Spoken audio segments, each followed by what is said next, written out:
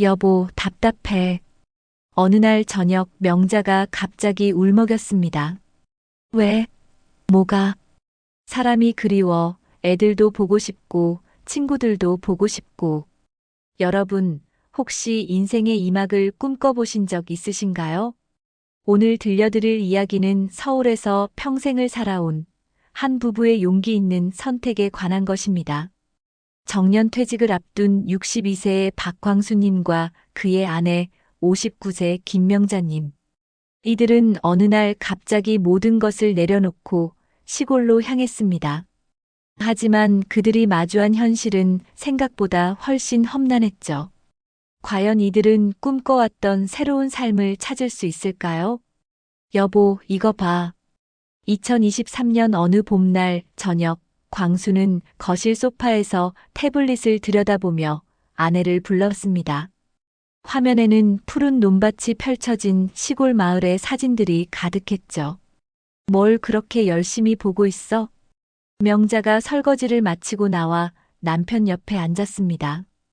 부엌에서 흘러나오는 세제 향과 함께 20평 아파트의 좁은 거실에 은은한 저녁 햇살이 스며들고 있었어요. 귀농 정보 사이트야. 보니까 요즘 우리 또래들이 많이 시골로 간대. 광수의 목소리에는 묘한 설렘이 섞여 있었습니다. 37년간 같은 회사에 다니며 성실하게 살아온 그에게 정년퇴직이 불과 6개월 앞으로 다가온 상황이었거든요. 시골로요? 갑자기 왜? 명자는 고개를 갸우뚱했습니다. 남편이 이런 이야기를 꺼낸 건 처음이었거든요. 생각해봐. 우리가 서울에서 뭐 하고 살 거야? 애들은 다 독립했고, 퇴직금으로는 여기서 똑같이 살기도 빠듯하잖아. 맞는 말이었습니다. 큰딸 소영이는 이미 결혼해서 부산에 살고 있었고, 작은 아들 준호도 직장 때문에 경기도에서 혼자 살고 있었어요. 아파트 전셋값은 계속 오르고 생활비는 만만치 않았죠. 그래도 시골이라니 우리가 농사를 뭘 알아? 배우면 되지. 요즘은 귀농 교육도 많이 한다던데. 광수는 화면을 넘기며 보여주었습니다. 깨끗하게 정리된 농가 주택들, 싱그러운 채소밭, 맑은 계곡물. 모든 게 도시의 매연과 소음에 지친 그들에게는 천국처럼 보였어요. 한번 가볼까? 주말에 명자가 조심스럽게 제안했습니다. 정말? 어디로? 강원도 평창 쪽. 공기도 좋고 경치도 예쁘다던데.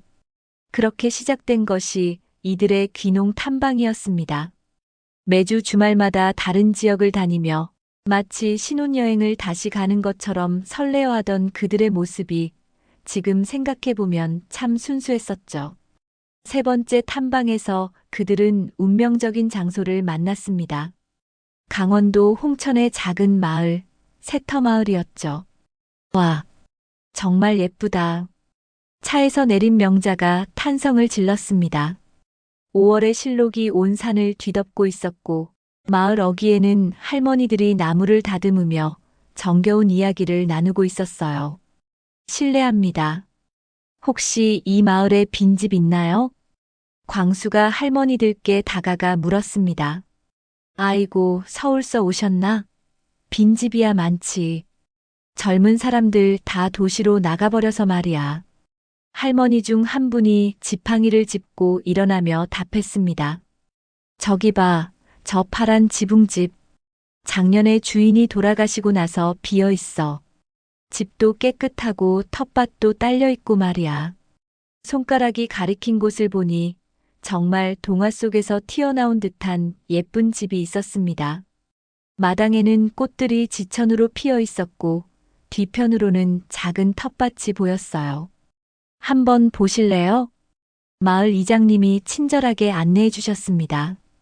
집 안은 생각보다 깔끔했어요. 방 3개의 마루가 널찍하고 부엌도 현대식으로 리모델링이 되어 있었죠. 관리비는 얼마나 될까요? 관리비가 뭐 있어요? 전기세, 수도세 정도지. 한 달에 10만 원도 안 나올걸요. 서울에서 매달 30만 원씩 내던 관리비를 생각하면 꿈 같은 이야기였습니다. 텃밭은 얼마나 되나요? 200평 정도 되지. 배추, 무, 고추, 토마토. 뭐든 기를 수 있어요. 명자의 눈이 반짝였습니다. 평생 베란다에서 화분 기르기가 전부였던 그녀에게 200평의 텃밭이란 무한한 가능성의 공간이었거든요. 임대료는 월세 40만 원이면 되겠어요. 보증금은 500만 원 정도로 하고요. 서울 아파트 전세 2억 8천만 원에 월 생활비 200만 원을 생각하면 정말 천국 같은 조건이었습니다.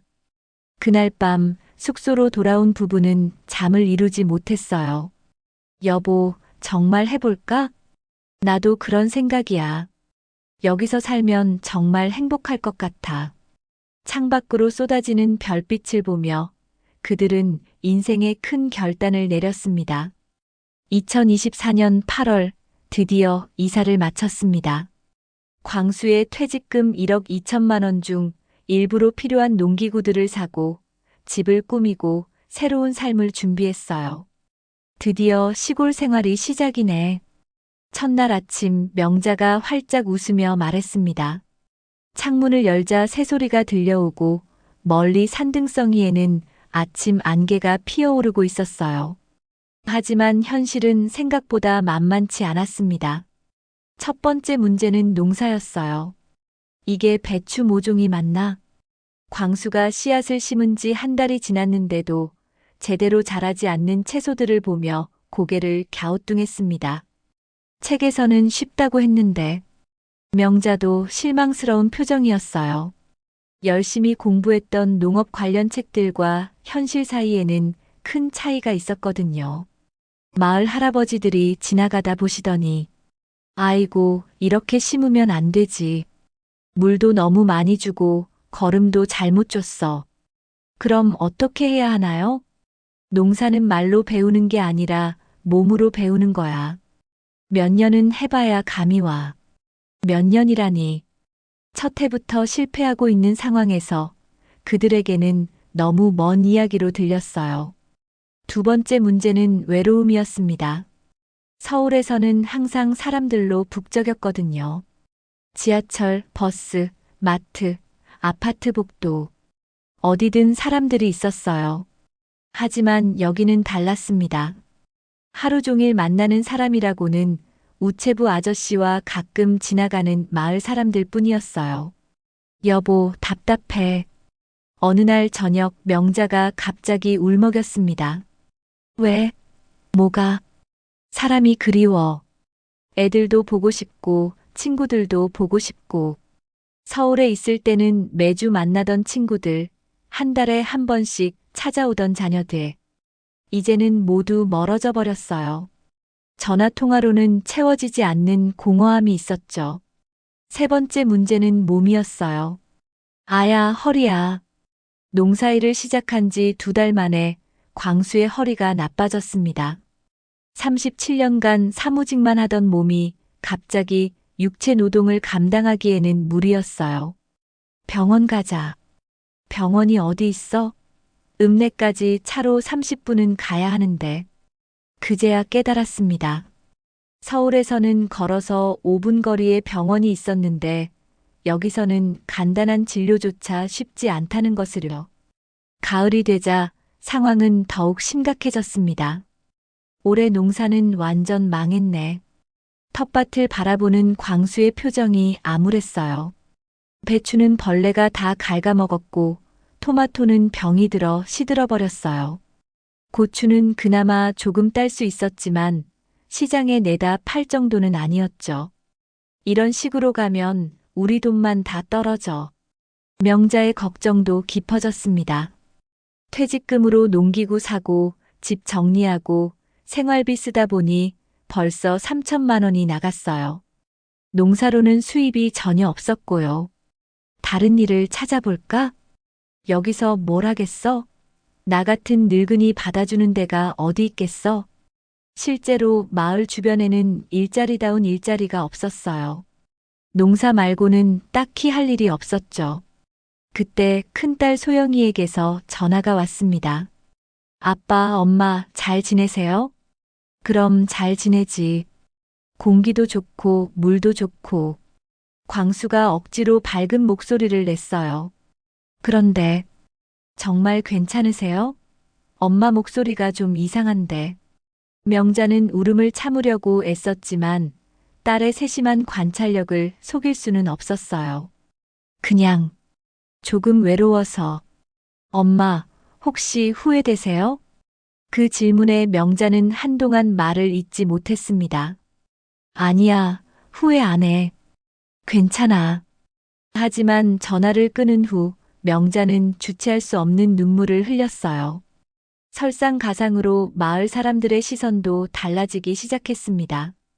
처음에는 서울에서 온 부부라며 관심을 보이던 분들이 농사 실패가 거듭되자 다른 반응을 보이기 시작했어요. 역시 도시 사람들은 농사를 몰라. 책으로만 배워서는 안 되는데 몇 달 있다가 다시 올라가겠지. 뒤에서 들리는 수군거림들이 광수와 명자에게는 더욱 큰 상처가 되었어요. 마을 슈퍼 앞에서 마주친 할머니들이 대화를 멈추고 그들을 쳐다보는 시선. 안녕하세요.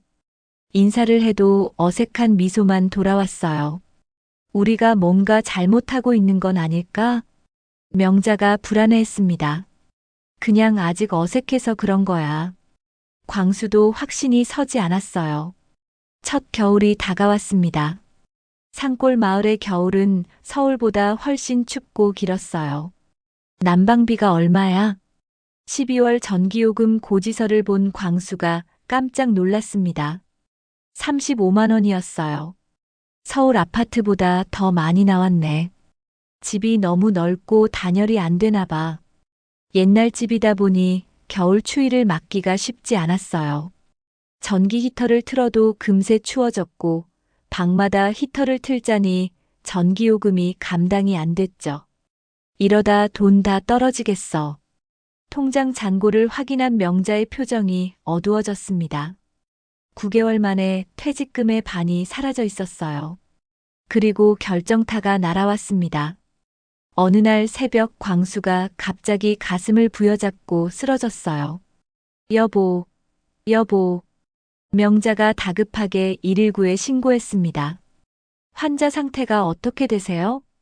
가슴을 아파하면서 식은땀을 많이 흘리고 있어요. 지금 위치가 어디신가요? 강원도 홍천군 세터마을인데 구급차가 도착하는데 시간이 좀 걸릴 것 같습니다. 30분 정도. 30분. 도시에서는 5분이면 올 구급차가 30분이나 걸린다니. 다행히 심근경색은 아니었고 스트레스성 흉통이라는 진단을 받았어요. 하지만 의사의 말은 충격적이었습니다.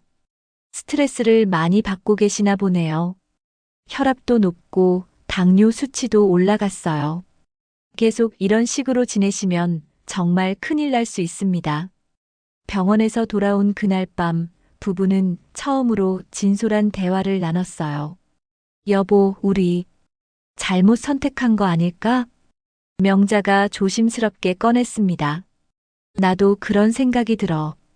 근데 이제 와서 어떻게 해? 돈도 많이 들었는데 다시 서울로 가자니. 집도 없고. 서울의 전세 아파트는 이미 다른 사람에게 넘겨준 상태였어요. 새로 구하려면 또 큰 돈이 들어갔죠.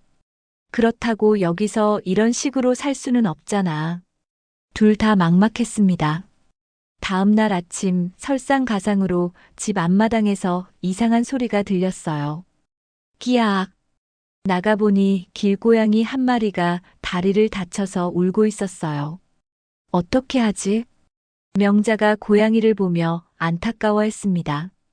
병원에 데려가자. 가장 가까운 동물병원까지는 차로 40분이나 걸렸어요. 치료비도 15만 원이나 나왔죠. 서울에서는 걸어서 10분 거리에 동물병원이 3개나 있었는데 집으로 돌아오는 길에 명자가 중얼거렸습니다. 그런데 그 고양이가 계기가 되어 뜻밖의 일이 일어났어요. 그날 저녁 마을 이장님이 찾아오셨어요. 어서 오세요. 들었어요. 다친 고양이 병원까지 데려갔다며요? 네. 그냥 보고 있을 수가 없어서요. 그거 우리 마을에서 10년째 살던 고양이예요. 주인 없는 길고양이인데 마을 사람들이 돌아가며 밥 주고 했거든요. 이장님의 표정이 따뜻해졌어요. 그런데 그동안 다쳐도 병원 데려갈 생각은 못했어요. 여기서는 그런 게 쉽지 않거든요. 그런데 두 분이 그 말을 듣고 있던 명자의 눈시울이 붉어졌습니다. 사실 저희가 마을에서 환영받지 못하는 줄 알았어요. 아니에요. 전혀요. 이장님이 깜짝 놀라며 손사래를 쳤습니다. 처음에는 다들 관심이 많았는데 두 분이 워낙 조용히 지내시니까 혹시 우리가 귀찮아하나 싶어서 거리를 둔 거예요. 정말요? 그럼요. 사실 농사 실패한 것도 다들 안타까워하고 있어요. 도와드리고 싶은데 자존심 상할까봐 말을 못 꺼낸 거죠. 그 순간 그동안 쌓였던 오해들이 눈 녹듯 사라지기 시작했어요. 다음 날부터 마을의 분위기가 확연히 달라졌습니다. 광수 씨, 명자 씨, 여기 와봐요. 슈퍼 앞에서 할머니들이 반갑게 부르셨어요. 저희한테 뭐 할 일 없을까 해서요. 일? 뭔 일? 마을 청소나 제초 작업, 뭐든 좋아요.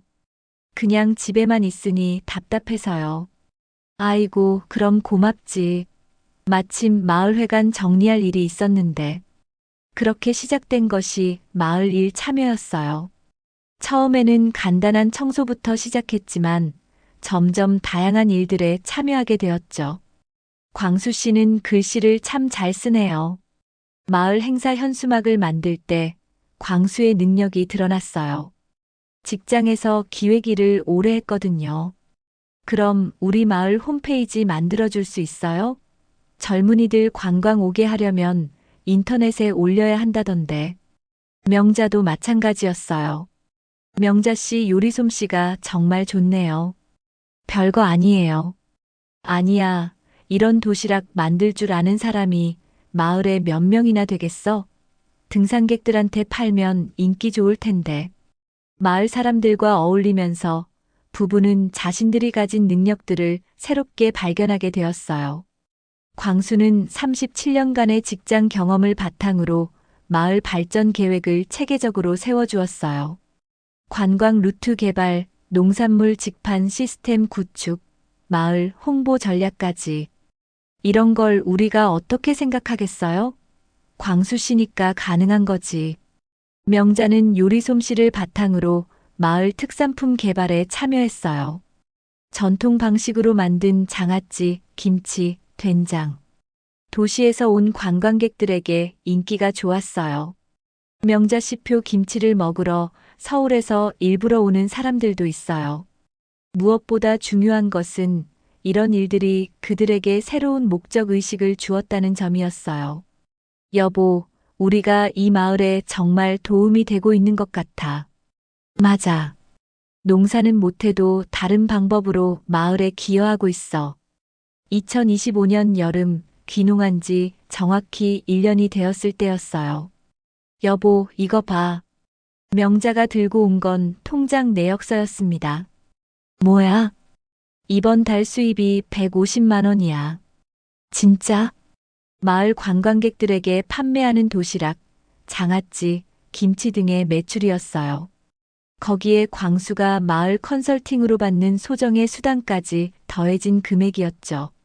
농사 안 해도 이만큼 벌 수 있구나. 그것보다 나는 이 일이 너무 재미있어. 명자의 얼굴에 환한 웃음이 피어올랐어요. 정말 오랜만에 보는 진짜 웃음이었죠. 그때 마침 전화벨이 울렸어요. 여보세요? 엄마, 소영이에요. 큰딸이었어요. 소영아, 잘 있지? 엄마, 목소리가 완전 달라지셨네요. 뭔가 정말 행복해 보이세요. 맞았어요. 1년 전과는 완전히 다른 목소리였거든요.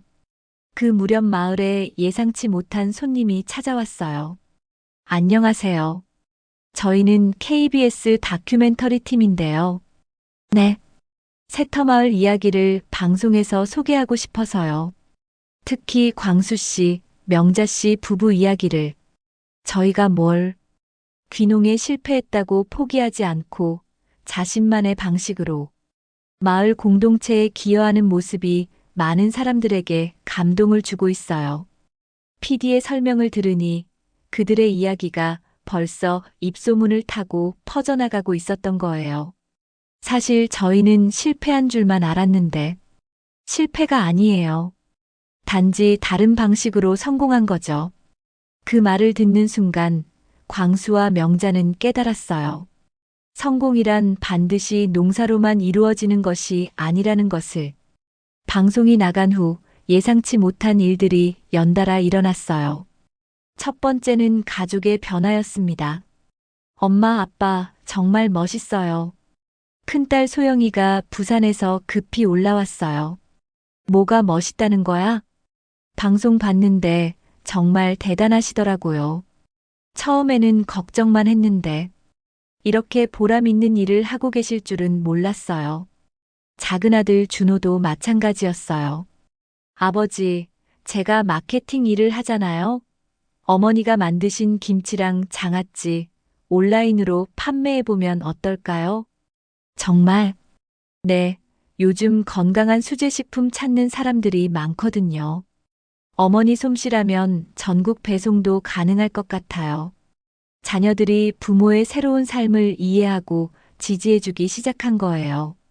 더 놀라운 것은 마을 전체의 변화였어요. 광수 씨 덕분에 우리 마을이 완전히 달라졌어요. 이장님이 감격해 하셨어요. 뭐요? 관광객이 3배는 늘었어요. 그리고 젊은 부부들도 관심을 보이기 시작했고요. 실제로 광수가 만든 마을 홈페이지와 홍보 자료 덕분에 새터마을은 성공적인 도농교류 모델로 주목받기 시작했어요. 명자의 요리 체험 프로그램도 예약이 끊이지 않았고요. 명자 씨, 다음 달 체험 프로그램도 다 찼어요.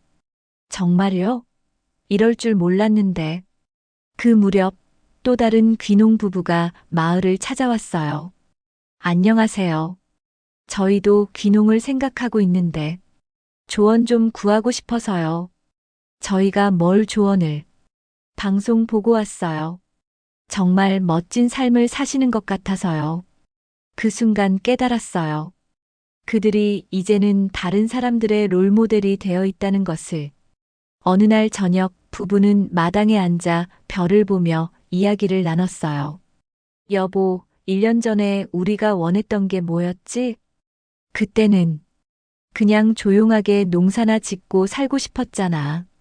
근데 지금은? 명자가 웃으며 답했어요. 지금은 더 행복해. 농사는 못하지만 더 많은 사람들과 연결되어 있잖아. 맞았어요. 처음 꿈꿨던 건 단순한 전원 생활이었지만 현실에서 찾은 건 더 큰 의미였어요. 우리가 마을 사람들에게 도움이 되고 도시 사람들에게는 희망이 되고 그리고 우리 자신도 몰랐던 재능을 발견하게 되고 여러분, 이게 진짜 성공 아닐까요? 이 이야기를 들으시면서 무엇을 느끼셨나요? 때로는 우리가 실패라고 생각하는 것이 실은 다른 형태의 성공으로 이어지는 첫 걸음일 수 있어요. 광수님과 명자님처럼 원래 꿈과는 다른 방향으로 흘러가더라도 포기하지 않고 자신만의 길을 찾아간다면 분명히 예상치 못했던 더 큰 행복을 만날 수 있을 거예요. 지금까지 청춘 도토리였습니다. 구독과 좋아요도 눌러주세요.